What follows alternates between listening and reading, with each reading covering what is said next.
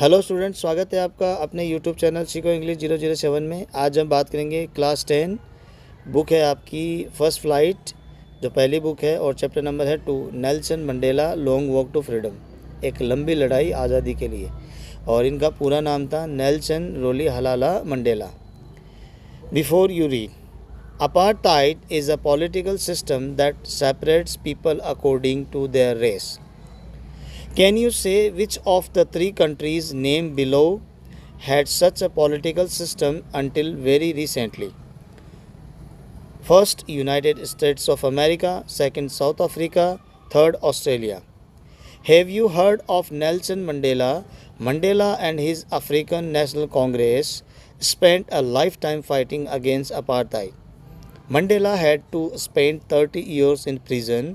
Finally, democratic elections were held in South Africa in 1994, and Mandela became the first black president of a new nation. In this extract from his autobiography, Long Walk to Freedom, Mandela speaks about a historic occasion. The inauguration. Can you guess what the occasion might be? Check your guess with this news item from the BBC, 10th May 1994. Mandela becomes South Africa's first black president. Nelson Mandela has become South Africa's first black president after more than 3 centuries of white rule. Mr. Mandela's African National Congress ANC party won 252 of the 400 seats in the first democratic elections of South Africa's history. The inauguration ceremony took place in the Union Building Amphitheatre in Pretoria today, attended by politicians and dignitaries from more than 140 countries around the world. Never, never again will this beautiful land experience the oppression of one by another, said Nelson Mandela in his address.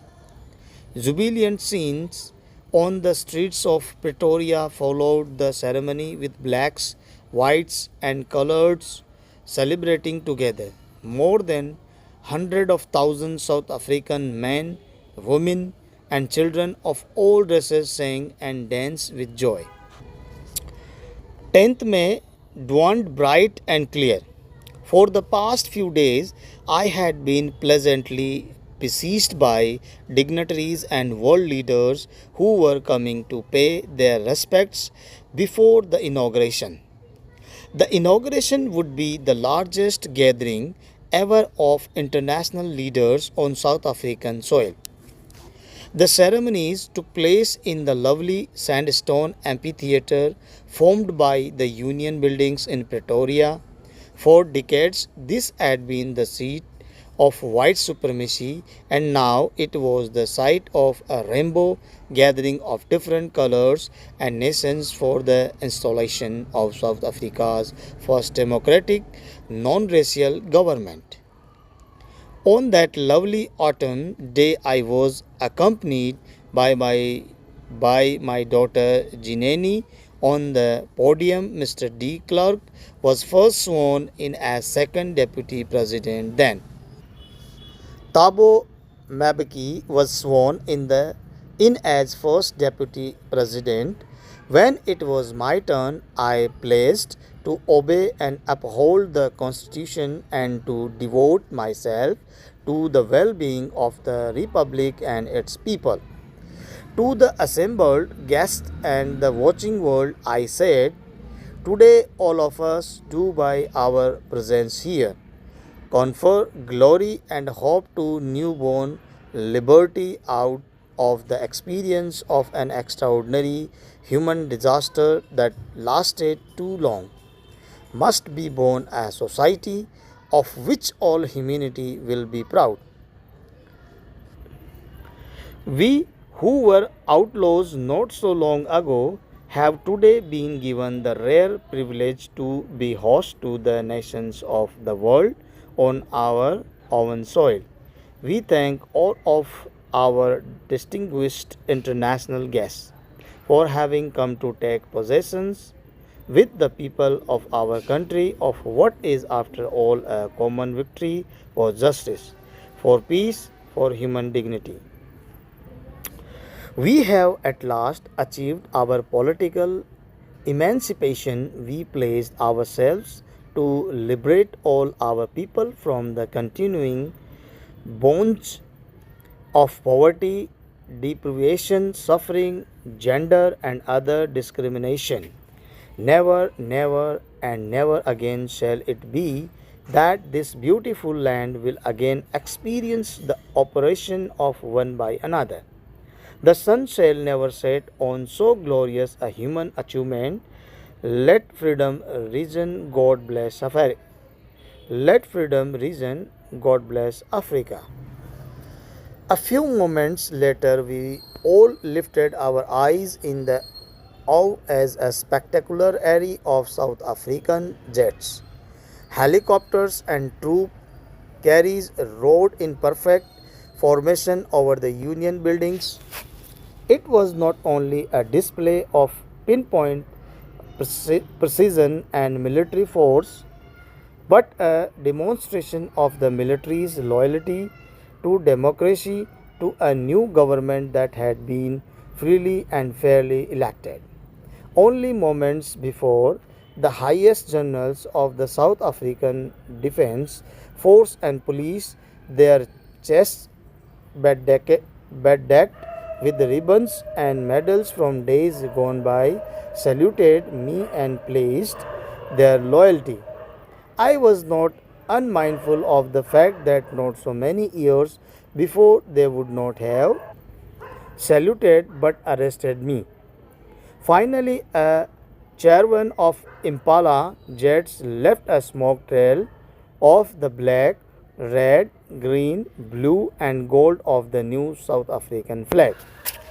The day was symbolized for me by the playing of our two national anthems and the vision of white singing Nkosi Sikeleli Africa and black singing Die Steam, the old anthem of the Republic, although that day neither group knew the lyrics of the anthem. They once despised, they would soon know the words by heart. On the day of the inauguration, I was overwhelmed with a sense of history in the first decade of the 20th century. A few years after the bitter Anglo-Boer War and before my own birth, the white-skinned peoples of South Africa patched up their differences and erected a system of racial domination against the dark-skinned peoples of their own land. The structure they created formed the basis of one of the harshest, most inhuman societies the world has ever known now in the last decade of the 20th century and my own 8 decade as a man that system had been overturned forever and replaced by one that recognized that rights and freedoms of all peoples regardless of the color and their that day had come about through the unimaginable sacrifices of thousands of my people. People whose suffering and courage can never be counted or repaid. I felt that day as I have on so many other days, that I was simply the sum of all those African patriots who had gone before me. That long and noble line ended and now began again with me. I was pained that I was not able to thank them and that they were not able to see what their sacrifices had wrought. The policy of apartheid created a deep and lasting wound in my country, and my people, all of us, will spend many years, if not generations, recovering from that profound hurt. But the decades of oppression and brutality had another unintended effect, and that was that it produced the Olivier Tambous, the Walter Sisulus, the Chief Luthiers, the Yusuf Daouds, The Brahm features the Robert Sobuquas of our time, men of such extraordinary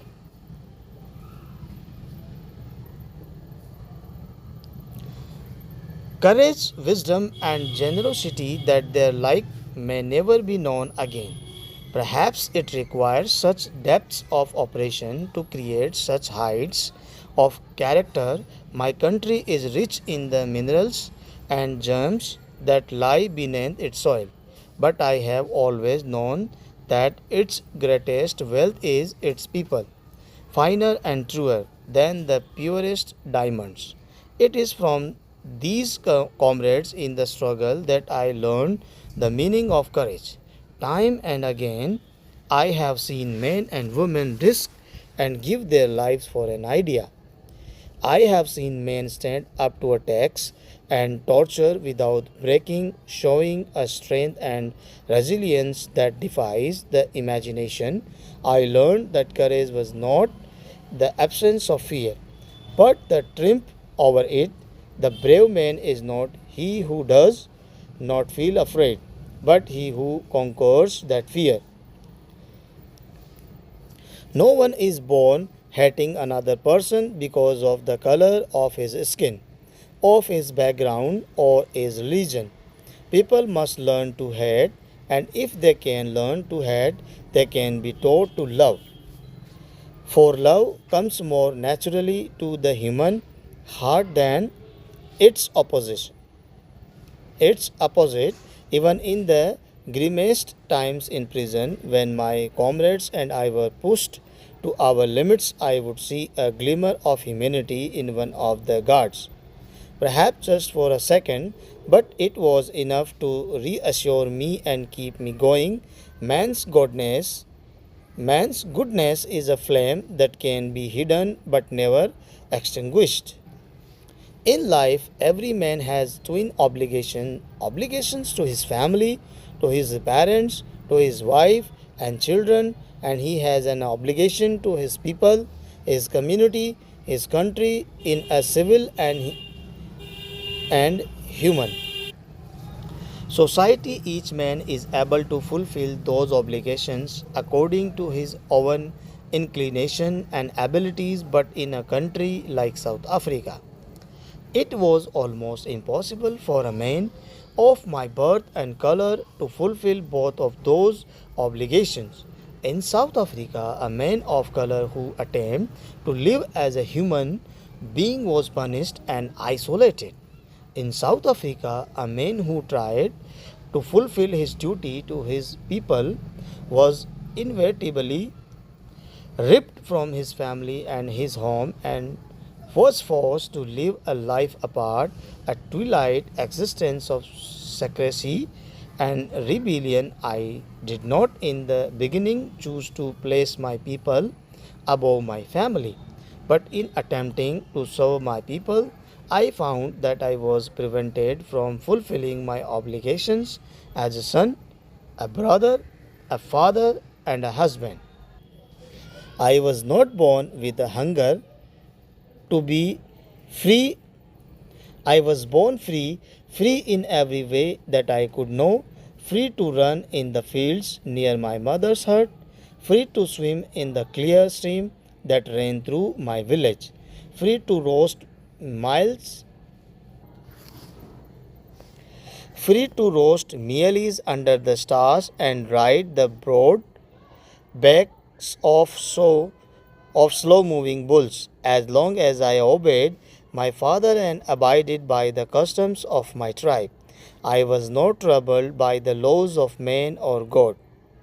It was only when I began to learn that my boyhood freedom was an illusion, when I discovered as a young man that my freedom had already been taken from me, that I began to hunger for it. At first, as a student, I wanted freedom only for myself. The transitory freedoms of being able to stay out at night, read what I please, and go where I choose. Later, as a young man in Johannesburg, I yearned for the basic and honorable freedoms of achieving my potential, of earning my keep, of marrying and having a family, the freedom not to be obstructed in a lawful life. But then I slowly saw that not only was I not free, but my brothers and sisters were not free.